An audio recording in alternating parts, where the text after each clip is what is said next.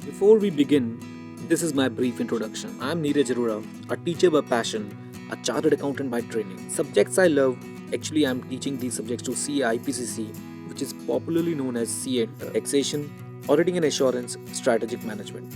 I believe in edutainment. बच्चों को क्यों बोर करना, थोड़ा हंसाते हैं, थोड़ा मोटिवेट करते हैं और खूब सारा पढ़ाते हैं. बच्चे अपने आप इंटरेस्टेड हो जाते हैं.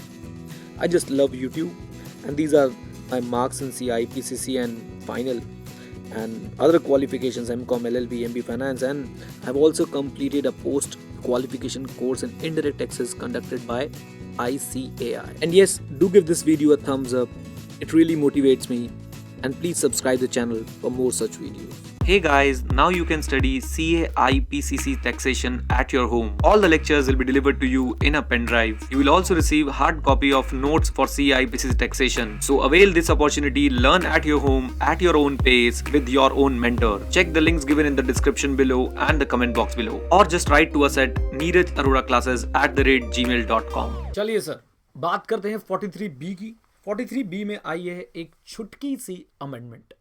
43B क्या बोलता है सर? 43B कुछ पर्टिकुलर एक्सपेंडिचर्स के लिए बोलता है कि इन पर्टिकुलर एक्सपेंडिचर्स की या इन पर्टिकुलर पेमेंट्स की आपको डिडक्शन तभी मिलेगी जब आप इनको एक्चुअली पे कर देंगे. बट साथ ही साथ आपको एक फैसिलिटी भी देता है कि अगर आपने due date of return of income से पहले आपने या ड्यू डेट ऑफ रिटर्न तक आपने पेमेंट कर दी तो आपको उस साल में डिडक्शन मिल जाएगी जिस साल का ये एक्सपेंडिचर था. मैं आपको एक बेसिक सा पॉइंट समझाने की कोशिश करता हूं. आइए जरा मेरे साथ देखिएगा कि मैं क्या कहना चाह रहा हूं आपसे. राइट, देखिए, मान लेते हैं ये एक ईयर है, ये इसका असेसमेंट ईयर है. मान लेते हैं ये ईयर है XY, ये ईयर है YZ. ये सर XY ईयर की due date of filing of return है. इस साल का खर्चा है. अगर आपने यहां तक पेमेंट कर दी, यहां तक यानी रिटर्न की डेट तक, तो आपको डिडक्शन जो है वो XY ईयर में मिल जाएगी. अदरवाइज आपको डिडक्शन आप जब पेमेंट करेंगे तब मिलेगी. फॉर एग्जांपल अगर आपने यहां करी तो यहां मिलेगी, अगर इसके बाद करते तो वहां मिलती. राइट, ये 43B बोलता है. बहुत शॉर्ट मैंने आपको बताने की कोशिश करी. अच्छा जी, अब इसमें हुआ क्या है? One small amendment. अगर आप इंडियन रेलवेज को पे करते हैं, बोलिए किसको?